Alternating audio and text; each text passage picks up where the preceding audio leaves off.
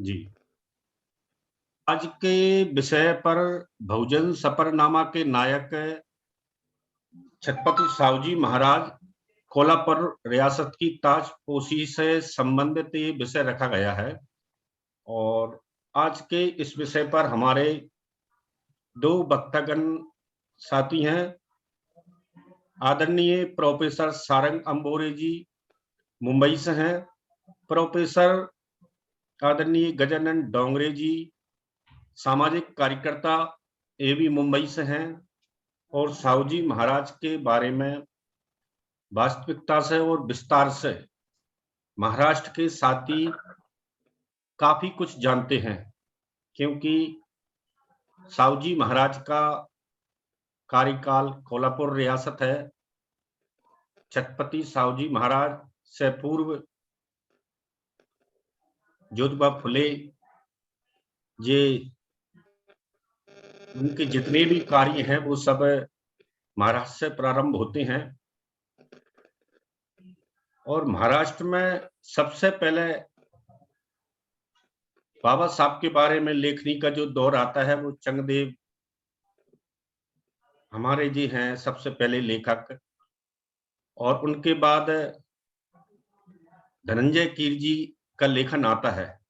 तो इन सभी से संबंधित बहुजन सफरनामे में वर्तमान में जो हमें लाभ मिले हैं, हमें सुविधाएं मिली हैं, उनमें विशेष भूमिका बाबा साहब को आगे लाने के लिए साहूजी महाराज का कार्यकाल पर चर्चा करना बहुत अनिवार्य है। इसलिए इस विषय पर चर्चा के लिए आज प्रथम तौर पर आमंत्रित मैं करता हूं माननीय सारंग अंबोरे साहब। आपसे निवेदन है कि आप अपने माइक को अनम्यूट करें और साहूजी महाराज से संबंधित आज के विषय पर अपने 15 मिनट का उद्बोधन रखें। माननीय सारंग अंबोरे साहब।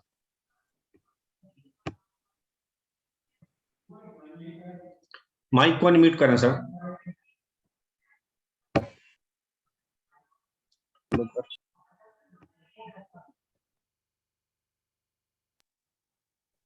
जी कंटिन्यू करें सर। ओके। सभी सर आवाज आ रही है? जी अच्छी, बहुत अच्छी आ रही है सर। सभी हमारे बहुजन नायक नायिकाओं को वंदन करते हुए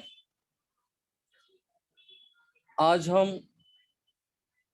बहुजन सफरनामा के नायक छत्रपति साहूजी महाराज को, जो कोल्हापुर रियासत से है, उनके कार्य पर चर्चा करने के लिए हम लोग सारे एकत्रित हुए हैं। और इस चर्चा कार्यक्रम के अध्यक्षता हमारे आरबीएम के वरिष्ठ साथी जो मुंबई से है, माननीय शेषराव घांगड़े जी,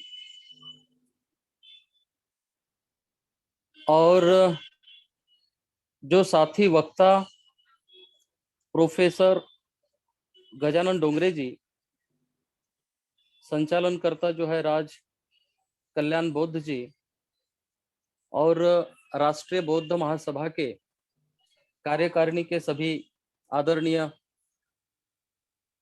सभी पदाधिकारी, और राष्ट्रीय बौद्ध महासभा के जो अध्यक्ष है, जो संस्थापक अध्यक्ष जो है, वो सारे लोगों को मेरा सप्रेम जय भीम। इससे पूर्व भी मैंने राष्ट्रीय बौद्ध महासभा के एक कार्यक्रम में अपना वक्तव्य रखा था, और आज फिर मुझे एक और मौका दिया है। और इस कड़ी में मैं आज हमारे महापुरुषों ने जो हमारे लिए जो कार्य किए हैं उसके बारे में मैं आपसे वार्तालाप करना चाहूंगा। अभी सबसे पहले तो हम लोग छत्रपति शाहू जी महाराज की जो रियासत है उनके बारे में हम सबसे पहले बात करेंगे। ये रियासत शुरू हो जाती है छत्रपति शिवाजी महाराज से। जो छत्रपति शिवाजी महाराज मराठा साम्राज्य जो पूरे भारत भर में उन्होंने स्थापित किया था, उन्हीं के वंशज छत्रपति शाहू जी महाराज है।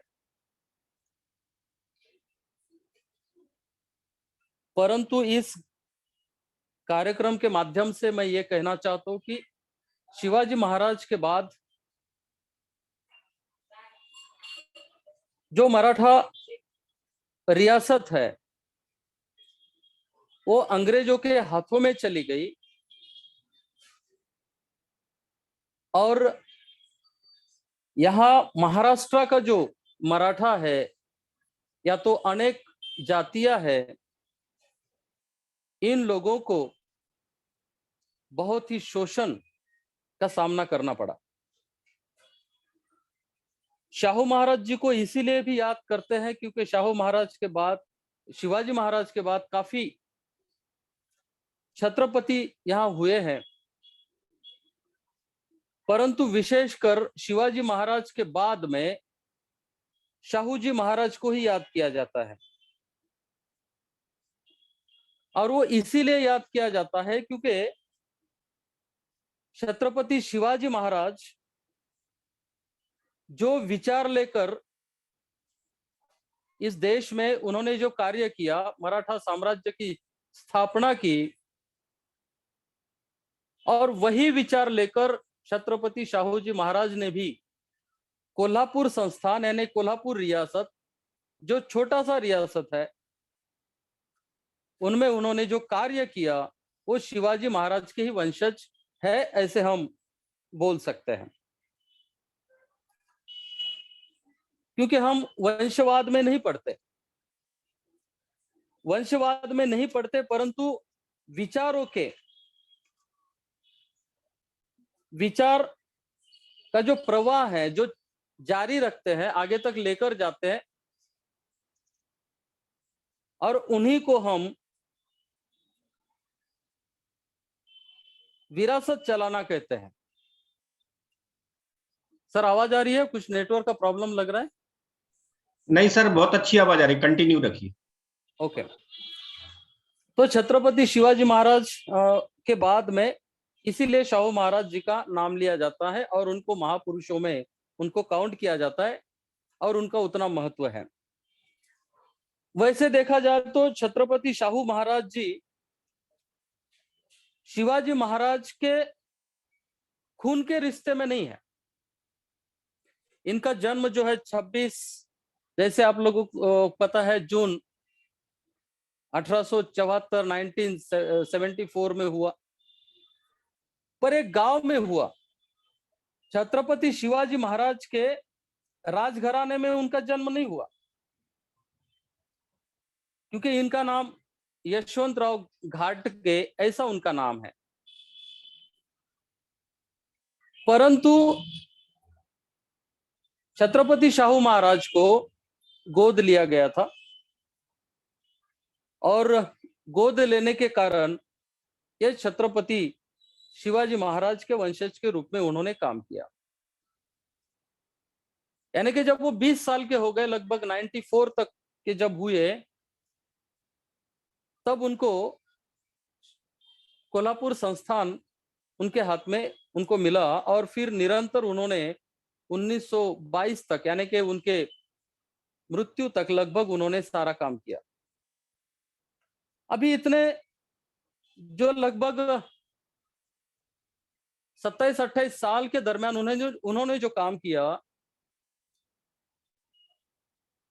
वो काम जो है कभी भूलने न लायक है वो कभी भी कोई भूल नहीं सकता है, क्योंकि इन्होंने हर क्षेत्र में काम किया है।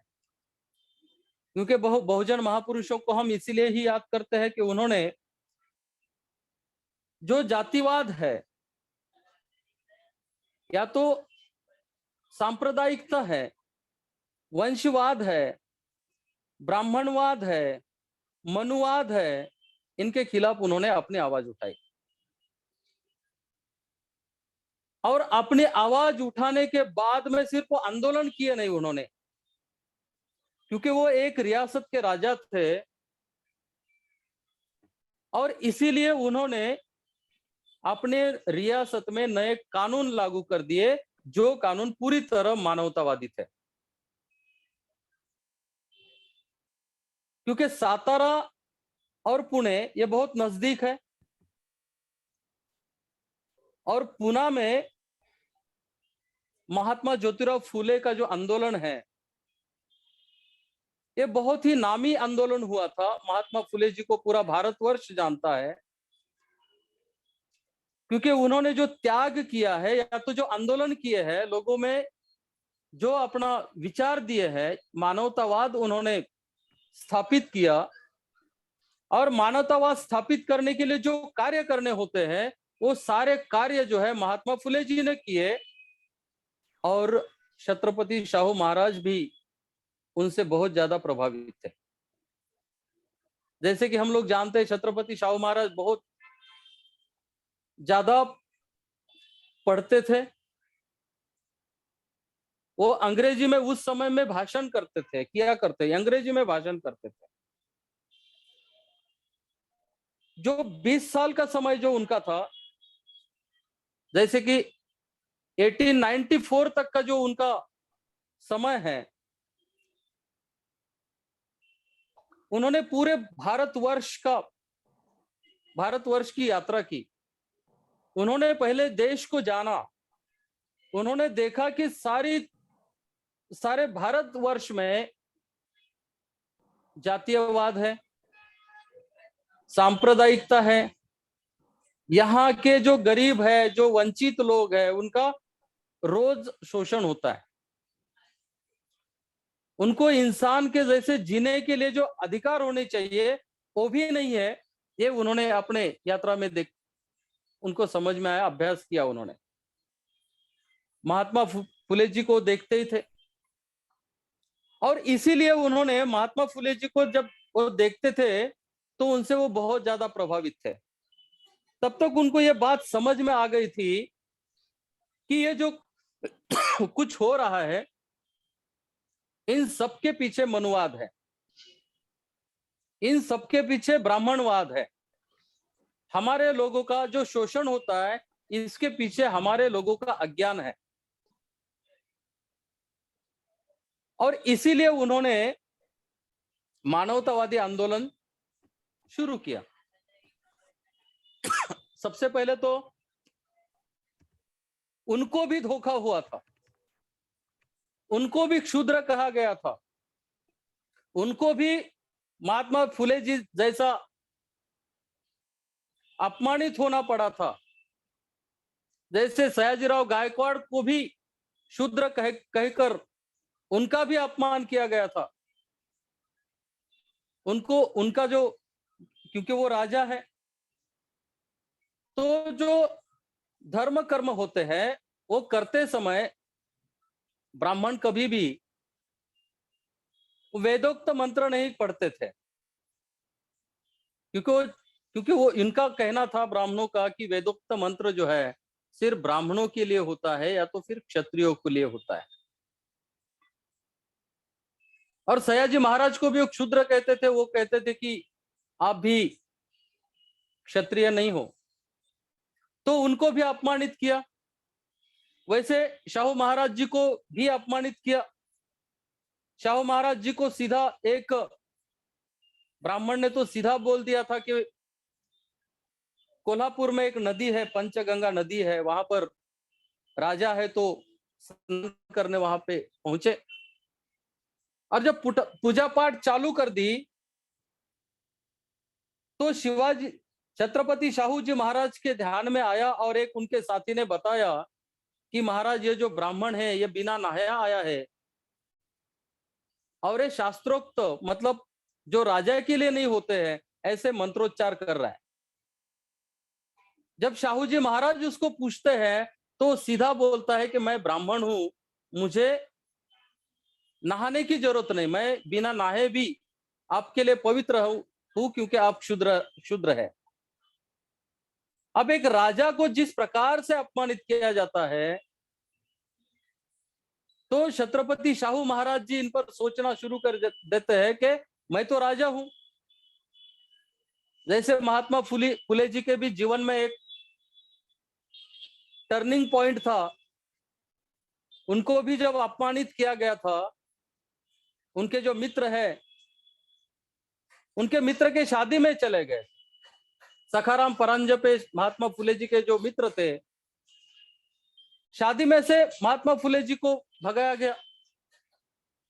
वहां के ब्राह्मणों ने कहा कि ये बारात में आए कैसे, ये तो क्षुद्र है और क्षुद्र अगर हमारे बारात में आता है तो फिर हमारी पूरी बारात अपवित्र हो जाती है और भरी बारात में से महात्मा फुले जी को अपमानित करके वहां से भगाया जाता है। और ये सब क्योंकि किसी का अपमान जब होता है, एक राजा का जब अपमान होता है तो राजा ये सोचना शुरू कर देता है कि मैं तो एक राजा हूं और मेरे राजा होने के बावजूद भी, क्योंकि मराठा यहाँ महाराष्ट्र में वो खुद को क्षत्रिय कहते हैं, मराठा यहाँ जो महाराष्ट्र के हैं वो खुद को क्षत्रिय कहते हैं। अभी हम लोग इस पर विश्वास नहीं करते क्योंकि हमें विश्वास करना भी नहीं चाहिए, क्योंकि महात्मा फुले जी तो कहते हैं कि भाई अभी क्षत्रिय तो कोई जिंदा हो ही नहीं सकता, क्योंकि परशुराम जी जो है उन्होंने परशुराम पुराण में ये लिखा है कि परशुराम ने कुलाड़ी से, परशु मतलब कुलाड़ी से तो 21 बार पृथ्वी निक्षत्रिय कर दी थी, फिर एक क्षत्रिय बचे कहा। हम लोग नहीं मानते, परंतु खुद को कहते हैं और उनको जाति का इतना अभिमान होने का कारण यही है कि वो कहते हैं कि भाई हम क्षत्रिय है, हम लड़ने वाले लोग हैं। भले ही सिर्फ वो गरीबों के खिलाफ ही लड़ते हैं, देश के बॉर्डर पर नहीं लड़ते। अगर देश के बॉर्डर पर लड़ते तो यहाँ पे जो इतने सारे राजे महाराजे आए उन्होंने आक्रमण किया और यहाँ पे राज किया तो राज नहीं कर सकते थे। जैसे यहाँ हुन आए हैं, कुशान आए हैं, मुगल सम्राट आए हैं, अंग्रेज आए हैं, पोर्तुगीज आए हैं, डच आए हैं, आकर इन्होंने यहाँ पे राज किया। उनके साथ तो ये लड़े नहीं। हमारे जो शोषित वंचित लोग हैं ये इन पर ही अत्याचार करते हैं। यूपी बिहार राजस्थान में इसकी संख्या और भी ज्यादा हो जाती है, जैसे महाराष्ट्र के दूर दराज के गांव में भी होता है। तो उनको बहुत दुख हुआ, छत्रपति शाहू महाराज जी को बहुत दुख हुआ और फिर उन्होंने शाहू महाराज क्या नाम है महात्मा फुले जी से प्रेरित होकर उन्होंने कहा कि हमारे लोग जो है वो अज्ञान है और ये अज्ञानता दूर अगर करना है तो शिक्षा की जरूरत है। तो छत्रपति शाहू महाराज जी ने वहां पर उनके संस्थान में एक वेदोक्त महाविद्यालय शुरू कर दिया, कॉलेज शुरू कर दिया। अपने लोगों को, अपने मराठा लोगों को उनको कहा कि तुम ब्राह्मणों को मत बुलाओ और उस ब्राह्मण को भी निकाल दिया जिन्होंने कहा कि भाई मैं ब्राह्मण हूं और मैं बिना नहाए भी आपकी वहां पूजा करता हूं तो आपके लिए वो मैं पवित्र हूं, तो उन्होंने उसको भी निकाल दिया और एक मराठा युवक को वहां पे धर्म शिक्षक करके वहां उनकी नियुक्ति कर दी और फिर आगे जाकर उन्होंने सीधा कॉलेज ही निकाल दिया कि भाई हमें ब्राह्मणों के हाथों से कोई धर्म कार्य नहीं करना है। इतना ही नहीं कि बहुत अलग अलग जो जातियों के जो विद्यार्थी है उनके लिए उन्होंने कॉलेज भी खोले और हॉस्टल भी खोले जहां वो एक साथ रह सके। उन्होंने अपने राज्य में दलितों के लिए और जो बहुजन लोग हैं उनके लिए रिजर्वेशन भी चालू किया। 1902 में उन्होंने 50% आरक्षण उन्होंने जारी किया। इसीलिए छत्रपति शाहू महाराज जी को आरक्षण के जनक कहते हैं। उन्होंने ही शुरुआत की आरक्षण की। वैसे तो आरक्षण को तो ब्राह्मण को मिला है, वो तो धर्म यहाँ के लोगों को राजनीति के रूप में यूज करते हैं और 100% रिजर्वेशन उनको है। उनके धर्म सत्ता में कोई ज्यादा आगे जा नहीं सकता। कोई कितना भी क्षत्रिय कहे खुद को, वो धर्म संस्था में नहीं जा सकता। बहुत सारे इंस्टीट्यूशंस है यहाँ पे, रिलीजियस इंस्टीट्यूशंस है, वहां पे कोई जा नहीं सकता। तो उन्होंने कॉलेज शुरू कर दिए। विशेषकर उन्होंने देखा कि यहाँ जो महार कम्युनिटी है, मातंग कम्युनिटी है, चमार कम्युनिटी है और उनके जैसे लगभग 60 ऐसे जातियां हैं जो पूरी तरह अनटचेबल्स है, अस्पृश्य है। उन लोगों का भी छत्रपति शाहू महाराज ने ध्यान रखा, उनको उनका सम्मान दिया, उनको भी अपना बिजनेस चालू करने के लिए भी कुछ लोगों को सपोर्ट किया। मतलब उन्होंने एजुकेशन में तो काम किया, बहुत सारे कॉलेज उन्होंने खोल दिए, हॉस्टल खोल दिए। कृषि क्षेत्र में उन्होंने अपने पास जितना धन पड़ा था वो सारा का सारा धन लगाकर बहुत बड़ा एक तालाब उन्होंने तैयार किया। लगभग उनकी सारी पूंजी उस तालाब को, बांध को बनाने में खर्च हुई थी। उन्होंने अपने रियासत में एक कृषि महाविद्यालय चालू किया था उस समय में, क्योंकि वो देख रहे थे कि यहाँ के जो किसान है ये बड़े ही परंपरावादी है, परंपरा से ही जो चलती आ रही जो मेथड है उससे ही खेती करते हैं। तो कृषि महाविद्यालय भी वहां उन्होंने चालू कर दिया। उन्होंने देखा कि यहाँ महाराष्ट्र के जो लोग हैं, उनके रियासत के जो लोग हैं वो बिजनेस में नहीं जाते, तो उन्होंने बिजनेस के लिए, मतलब बच्चों को, स्टूडेंट्स को समझने के लिए उस प्रकार का एक महाविद्यालय वहां पर भी चालू कर दिया। मतलब उन्होंने कृषि क्षेत्र में काम किया, उन्होंने एजुकेशन के क्षेत्र में भी काम किया और विशेषकर उन्होंने जो यहाँ के वंचित लोग हैं, क्योंकि उनका जो संस्थान है वो भले ही छोटा था, परंतु पूरे भारतवर्ष में उन्होंने कुछ नया कानून बनाने के लिए अंग्रेजों के साथ में मिलकर उन्होंने बहुत सारे काम किए। बहुत सारे लेटर वो अंग्रेजों को लिखते थे, यहाँ की वास्तविकता अंग्रेजों को बताते थे, यहाँ के लोगों का शोषण कैसे होता है, ब्राह्मणों द्वारा शोषण किस प्रकार से होता है, ये सारी बातें उनको बताते थे। बहुत सारे जो अंग्रेज अधिकारी थे छत्रपति शाहू महाराज जी के मित्र थे और इसीलिए वो उनसे सारी बातें यहां से बताते थे और इसीलिए अंग्रेजों को भी यहाँ की जो शोषण व्यवस्था है इसकी भी काफी जानकारी हो गई। उसके बाद में उनके खुद के एजुकेशन के बारे में तो आपको पता ही होगा, क्योंकि वो खुद तो इतने पढ़े लिखे थे, सारा उनके, क्योंकि बिना पढ़े तो कोई आंदोलन नहीं कर सकता। अनपढ़ इंसान आंदोलन नहीं कर सकता, पर कुछ कर भी सकते हैं जिनको अपनी जो लॉजिकल थिंकिंग है, जिसमें जिन लोगों में होती है, जैसे संत गाडगे महाराज जी हो सकते हैं, उन्होंने किसी भी यूनिवर्सिटी की डिग्री उनके पास नहीं थी,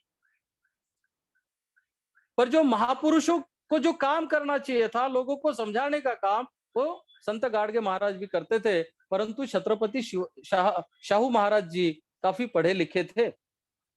उनको कैम्ब्रिज विश्वविद्यालय से एक LLD की एक मानद डिग्री भी वहां से प्राप्त थी। यानी कि अगर छत्रपति शाहू जी महाराज अगर कैम्ब्रिज विश्वविद्यालय की डिग्री, मानद डिग्री भी क्यों न हो, लेकिन उनको एक मिली थी एलएलडी की, तो आप सोच सकते हैं कि उनकी पढ़ाई और उनके विचार करने का जो तरीका था वो बहुत ही मानवतावादी था।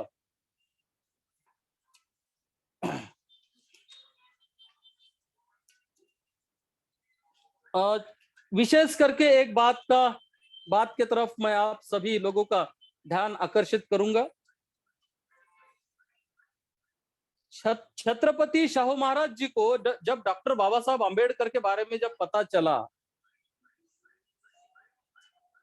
तब छत्रपति शाहू महाराज जी मैं एक राजा हूं, इस बात को वो भूल गए।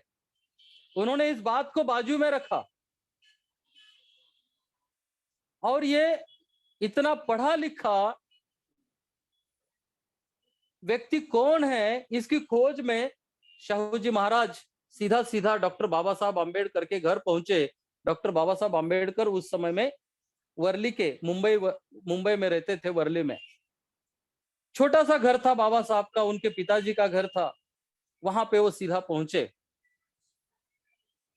बाबा साहब से सारी बातें कर ली, बाबा साहब की बहुत सारा उन्होंने प्रशंसा कर ली, और बाबा साहब को जब जानने लगे तो बाबा साहब को उन्होंने कहा कि आज मुझे ये पक्का विश्वास हो गया कि यहाँ के जो दलित है, वंचित है, शोषित है, पीड़ित है,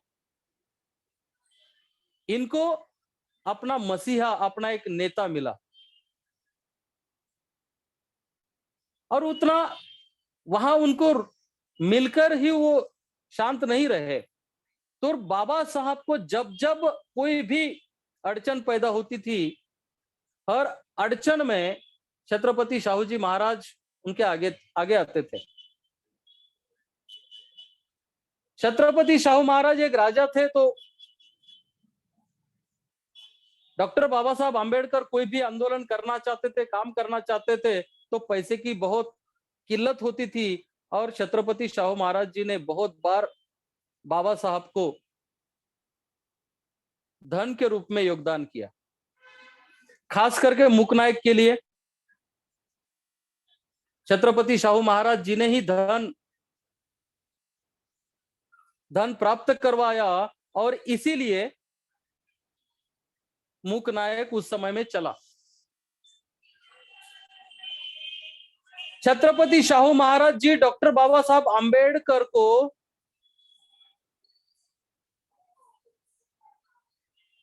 एक बड़ी सभा करके, यहां महाराष्ट्र में मुंबई के पास में रायगढ़ जिला है, वहां एक मानगांव नाम की एक जगह है, वहां पर उन्होंने बहुत बड़ी सभा कर ली।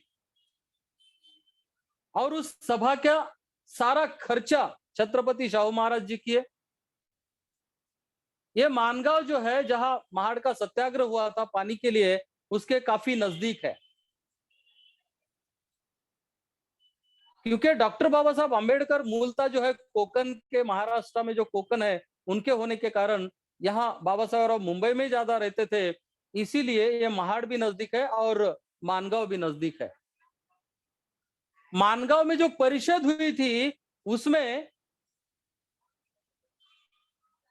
पूरे कोकण से और आसपास का जो इलाका है, वहां के सारे उस समय के महार कम्युनिटी के लोग वहां पे आए थे, और वो इतिहास में मानगांव परिषद के नाम से वो जानी जाती है। और ये परिषद लगभग 1920 में हुई थी। और उस परिषद में डॉक्टर बाबा साहब आंबेडकर को एक नेता के रूप में छत्रपति शाहू महाराज स्थापित करना चाहते थे, और इसीलिए इतनी बड़ी परिषद छत्रपति शाहू महाराज जी ने की। छत्रपति शाहू जी महाराज को इस इतने बड़े परिषद का श्रेय नहीं लेना था, इसलिए छत्रपति शाहू महाराज सारी व्यवस्था दूर से ही करते थे। वो खुद वहां पे जाकर के सारा कुछ बंदोबस्त खुद इसीलिए नहीं देखते थे कि लोग ये न कहे कि इस परिषद के जो कर्ता धर्ता है वो छत्रपति शाहू महाराज जी है। क्योंकि वो डॉक्टर बाबा साहब आम्बेडकर को फिर से मैं कहता हूं कि वंचितों का एक नेता के रूप में वो स्थापित करना चाहते थे। जैसे हमारे आज सिर पर बहुत सारे दलित नेता जो है जानबूझकर बिठाए गए हैं, वो षड्यंत्र है। परंतु हमें बाबा साहब की पहचान हो, समाज को बाबा साहब पता हो, इसीलिए छत्रपति शाहू महाराज जी ने इतना सारा बाबा साहब के लिए कष्ट किया। और जब जब भी बाबा साहब को कोई भी कमी होती थी, वो बाबा साहब के साथ में आते थे। और बहुत सारी बातें हैं, बताने लायक है, परंतु इस कड़ी में मैं आज सिर्फ इतनी ही बात कहना चाहता हूं। जिन महापुरुषों ने हमारे लिए अपना सारा जीवन अर्पण किया, परिवार अर्पण किया, और आज हमें एक सम्मान का जीवन उन्होंने प्राप्त करवाया, ये सम्मानजनक जीवन हम आने वाले अगली पीढ़ी को दे पाते हैं कि नहीं, ये हमारे सामने एक प्रश्न है। क्योंकि आज जो है संपूर्ण भारत जो है मनुवादियों के हाथ में चला गया है। राज व्यवस्था यहाँ का जो मनुवादियों के हाथ में है, अर्थव्यवस्था पूरी की पूरी उनके हाथ में चली गई, जुडिशरी उनके हाथ में चली गई, और हमारा वोट खरीदने के लिए भी वो लोग तैयार है, तत्पर है। और ऐसे विकट परिस्थिति में हमारे जो बहुजन महापुरुष है, उनसे प्रेरणा लेकर हमें आगे बढ़ना पड़ेगा। अगर हम ऐसा नहीं करते हैं तो जिन महापुरुषों ने हमारे लिए उनका पूरा जीवन दिया, वो सारा व्यर्थ हो जाएगा, और हमारी आने वाली जो पीढ़ियां है वो गुलाम होती जाएगी।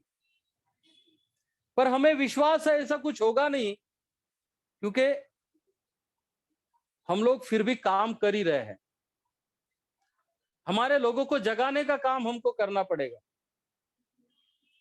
क्योंकि ब्राह्मणवाद को हराना बहुत आसान है। हमारे लोगों को सिर्फ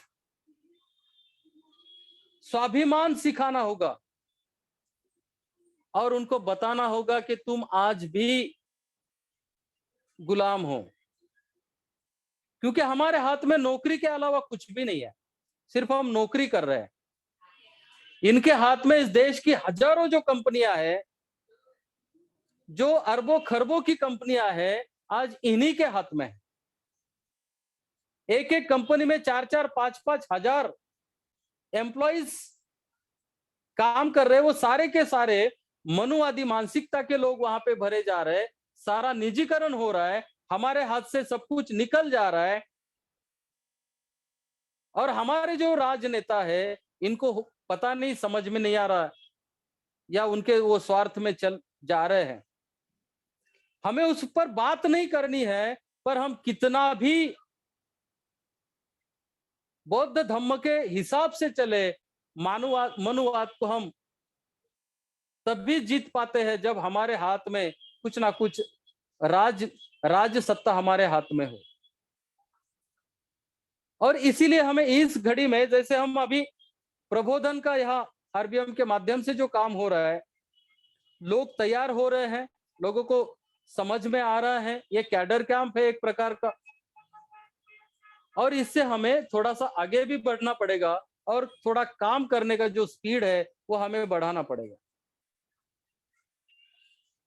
क्योंकि मनुवादी जो है सारी तैयारी के साथ आज तैयार है।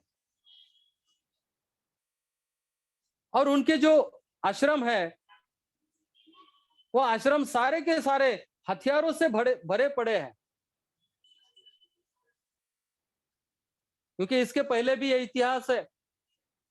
क्षत्रियों की जो हत्या उन्होंने कर ली, हमारे बौद्ध भिक्षुओं की हत्या उन्होंने कर ली।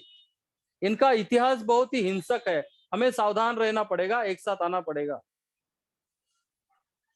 पर ये लोग बहुत ही जल्दी पराजित होते हैं, क्योंकि अगर हम ज्ञानी हो जाते हैं, स्वाभिमानी हो जाते हैं, तो ब्राह्मणवाद उधर ही हार जाता है। क्योंकि इनका सारा जो ब्राह्मणवाद है वो सारा का सारा पाखंड पर निर्भर है, झूठ पर निर्भर है।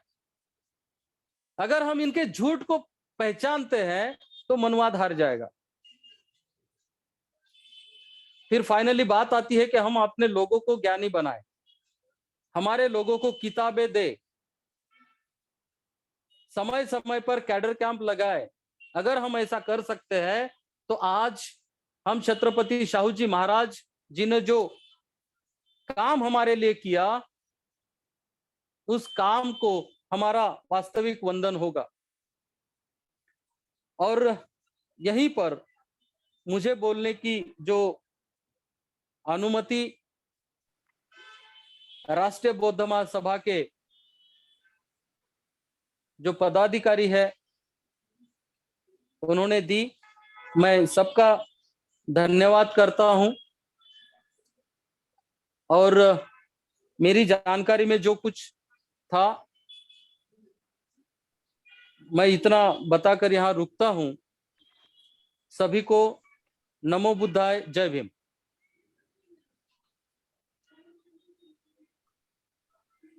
बहुत बहुत साधुवाद माननीय प्रोफेसर साहब, आपने थैंक यू। विस्तार से और बारीकी से और बहुत अच्छे तरीके से डिस्टेंस के साथ बात को रखा है। सभी साथियों ने बहुत इत्मीनान के साथ सुना है।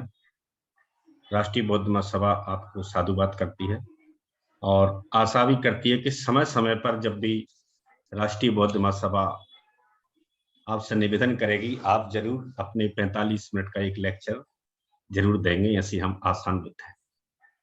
अब मैं हमारे आज के द्वितीय वक्ता माननीय गजानन डोंगरे साहब, अगर आप जुड़े हैं तो हैंड रेज कर दीजिए।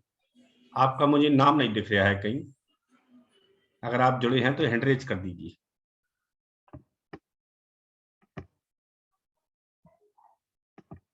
शेषराव साहब जुड़े हैं क्या?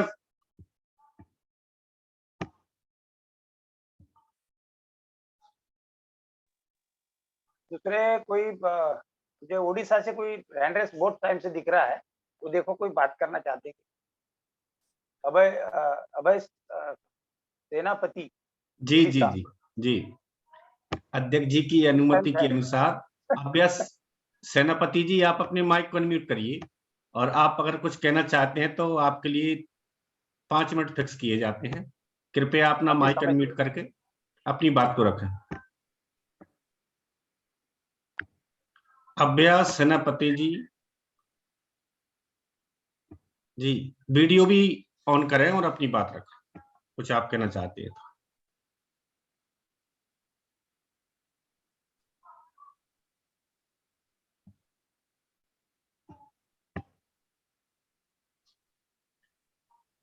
माइक अनम्यूट है आपका, बात रखिए।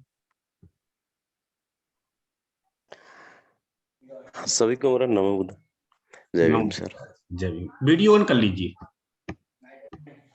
1 मिनट सर, थोड़ा नेटवर्क प्रॉब्लम हो रहा है।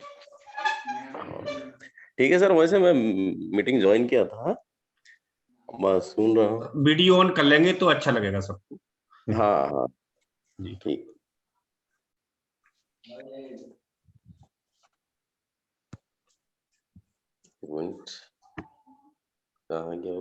लेफ्ट हैंड में आप स्क्रीन को टच करिए, लेफ्ट हैंड में वॉइस के पास, माइक के पास वीडियो। हाँ 1 मिनट जी 1 मिनट कर दे रहा हूँ।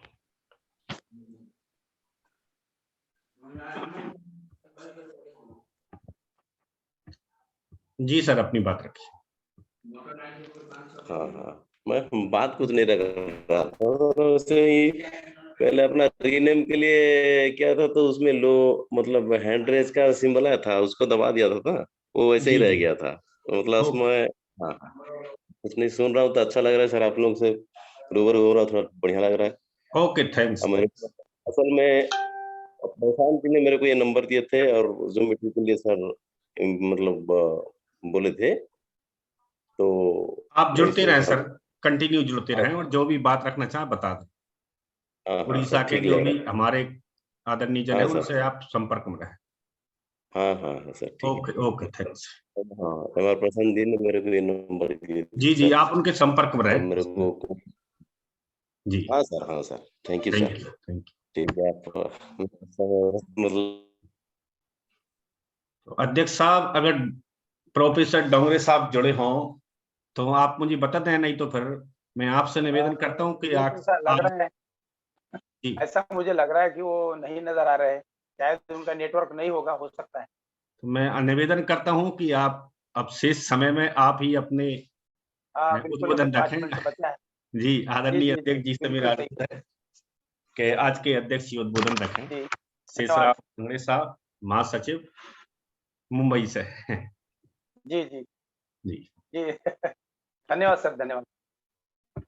तो अभी सर्वप्रथम मैं सभी महापुरुषों को नमन करते हुए हमारे राष्ट्रीय बौद्ध महासभा के अध्यक्ष अन्य धर्म प्रकाश भारती बौद्ध जी तथा मदन सिंह बौद्ध जी और आचार्य हमारे किशोर बौद्ध जी, जिन्होंने इस कारवा को, इस राष्ट्रीय बौद्ध महासभा को जन जन तक सारे राज्यों में पहुंचाने का बीड़ा उठाया है, और वो अपनी तन मन धन से, विचारों से सारे जन जन को अवगत कराने का काम कर रहे हैं, और हम उनके छत्र छाया में हम भी आगे बढ़ने की कोशिश कर रहे हैं।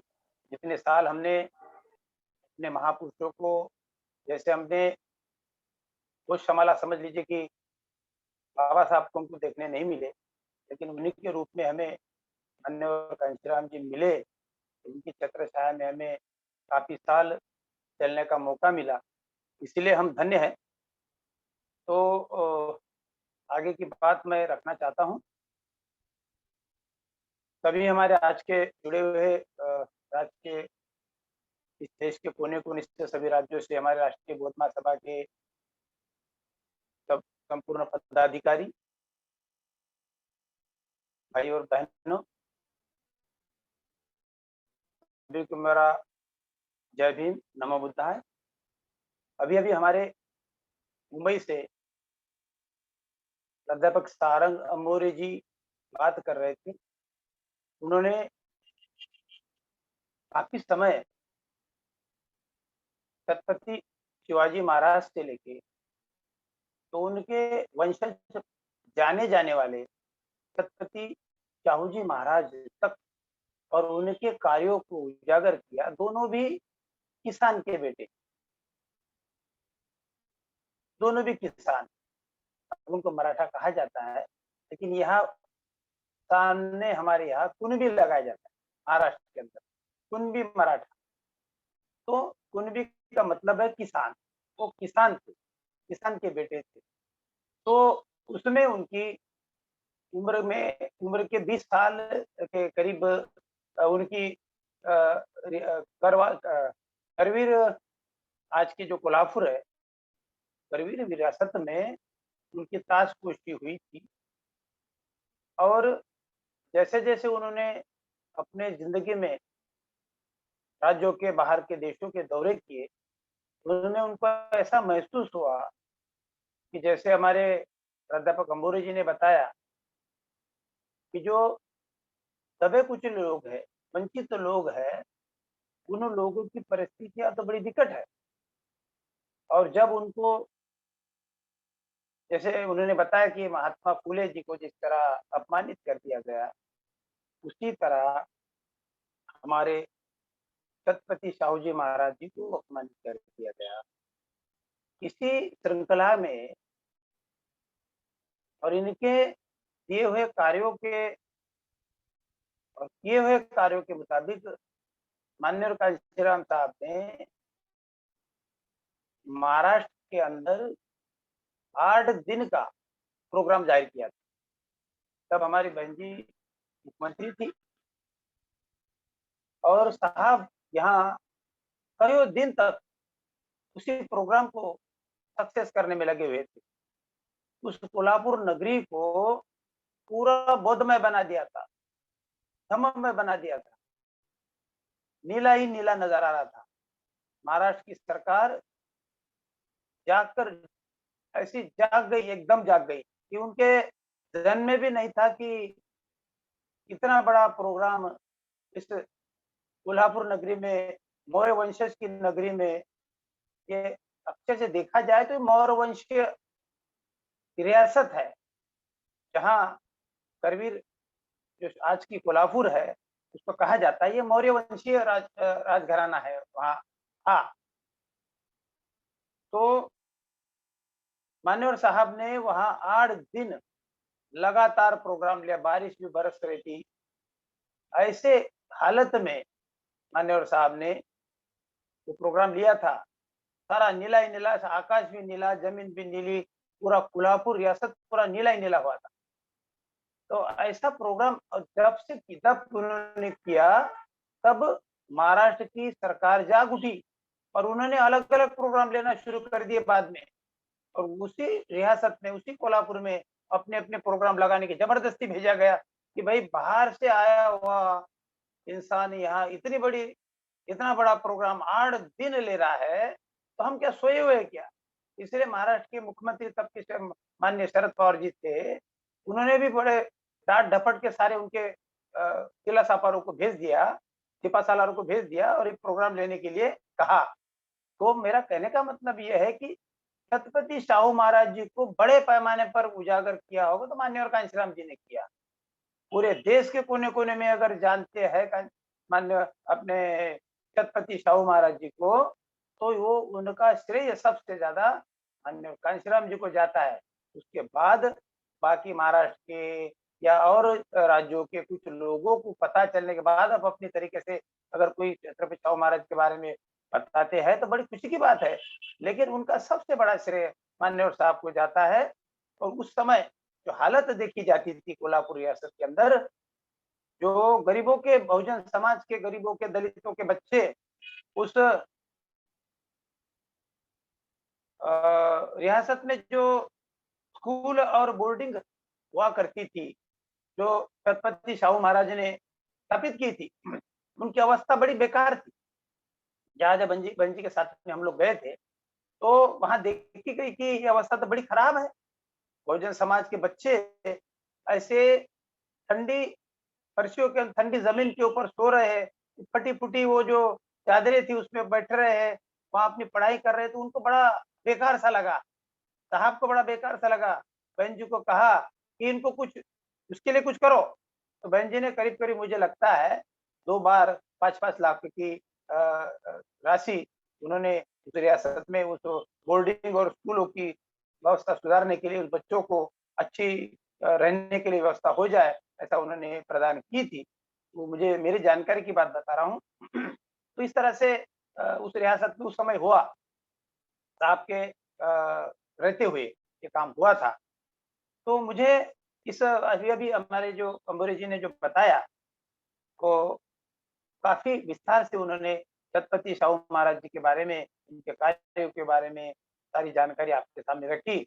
उस पर से मुझे ऐसा लगता है, किसी भी समाज को अगर मिटाना है तो पहले तो उनका इतिहास मिटाना पड़ता है। हम तो इतिहास वाले हैं, हमारा इतिहास तथागत बुद्ध से बना हुआ है, तो आज तक इतिहास ही बना है। तो इतिहासों को हम उजागर करते करते हमारी पीढ़ी दर पीढ़ी जो है हम आगे ले जा रहे हैं। तो इस इतिहास को मिटाना पड़ता है। इतिहास को मिटाने से वो समाज पूरी तरह गुलाम होता है, और गुलाम होते हुए उनकी जो एजुकेटेड जिस बुद्धि से होते हैं, उस मानसिक गुलामी सबसे बड़ी गुलामी होती है। तो उनको पहले मानसिक गुलाम किया जाता है और उसके बाद मनुवादी उस पर ही रुकते नहीं है, उसको मानसिक गुलाम करते हुए बाद में वो शारीरिक गुलाम भी बनाते हैं। तो इसी तरह हमारी पीढ़ियां बहुजनों की गई है। जब से इस महापुरुषों का जन्म हुआ है, महापुरुषों ने अपनी जिंदगी इस पर दी है, जब से छत्रपति शाहू महाराज जी ने उस पर बदलाव किया है, तो बदलाव के अनुसार उन्होंने जिस तरह बदलाव किया, ऐसे बहुजन समाज की उन्नति काफी पैमाने पर और अपनी रियासत में उन्होंने जिस तरह ये रिजर्वेशन दिया उनको, इसलिए आरक्षण के जनक उनको कहा जाता है। तो इसी तरह छत्रपति साहू महाराज जी को पूरे देश में मान्यवर साहब के माध्यम से जाना गया और आज कोने-कोने में छत्रपति साहू महाराज जी को, महात्मा फूले जी को, बाबा साहब को तो काफी मात्रा में लोग जानते थे, लेकिन सही बाबा साहब क्या है, बाबा साहब का काम क्या है, ये समझना बड़ा कठिन था। लेकिन वो भी मान्यवर साहब ने बड़े पैमाने पर देश के कोने-कोने में उजागर किया। उसी तरह छत्रपति साहू महाराज जी को भी उजागर किया। आज इसी श्रृंखला की इसमें बहुजन सफरनामा के अंदर आज छत्रपति साहू महाराज जी की ताजपोशी के उपलक्ष्य में उनके कार्यों को उजागर किया गया। इसी तरह आज का दूसरा भी औचित्य यह है कि आज ही के दिन फरवरी 12 तारीख 1933 में मंदिर प्रवेश विधेयक था, जो डॉक्टर बाबा साहब अम्बेडकर जी का निवेदन भी आज ही के दिन प्रसिद्ध हुआ था। और आज ही के दिन फरवरी इसी तारीख को 12 तारीख को ही 1938 में महाराष्ट्र के जो जिला हमारा मनमाड़ महाराष्ट्र में ही आता है, वहां रेलवे कर्मचारियों के परिषद में डॉक्टर बाबा साहब अम्बेडकर जी ने भाषण भी दिया था और सामाजिक तथा शिक्षा के क्षेत्र में जो छत्रपति साहू जी महाराज ने अपनी रियासत की तरफ से जो काम किए थे, उसमें स्कूल तथा बच्चों के लिए बोर्डिंग की व्यवस्था कराई गई थी। इसलिए छत्रपति साहू जी महाराज को बहुजना के प्रेरणा स्थान तथा उद्धारक भी कहा जाता है। इस मौके पर मैं ऐसा आप सभी लोगों को कहना चाहता हूं। सारी विस्तृत जानकारी हमारे प्राध्यापक सारंग अंबुरी जी ने दी है और उसमें जो मुझे लगा कुछ बातें, कुछ बाबा साहब की भी तारीखें मुझे थोड़ी सी याद आई, तो वो भी मैंने आपके सामने रखी। तो इन मिला जुला सब हमारे महापुरुषों को उजागर करने का काम, उनके कार्यों को उजागर करने का काम, उनको सम्मान देने का काम हम निरंतर कर रहे हैं। तो मैं मेरे वक्तव्य को अभी मैं विराम देता हूं और अपनी वाणी को यहीं विराम देता हूं और सभी का धन्यवाद अदा करता हूं। सभी मेरे साथी कोने-कोने से जो जुड़े हैं हमारे राष्ट्रीय बौद्ध महासभा के, इसके अलावा जो भी हमारे जुड़े हुए साथी, उनके साथ जो और भी जुड़े होंगे, उन सभी को मैं जय भीम नमो बुद्धाय करते हुए मेरे वाणी को विराम देता हूं। जय भीम नमो बुद्धाय। बहुत बहुत साधुवाद माननीय आपने आज की विशेष सभा में अपने अध्यक्षीय उद्बोधन रखे हैं और साहू जी महाराज पर विस्तार से एक अन्य दिवस भी जब समय मिलेगा और महत्वपूर्ण बातें रह गई हैं उन पर भी चर्चा करेंगे, क्योंकि समय सीमित है। सीमित समय में सीमित बातें ही हमारे साथी बता सकते हैं, पूर्ण बातें नहीं बता सकते।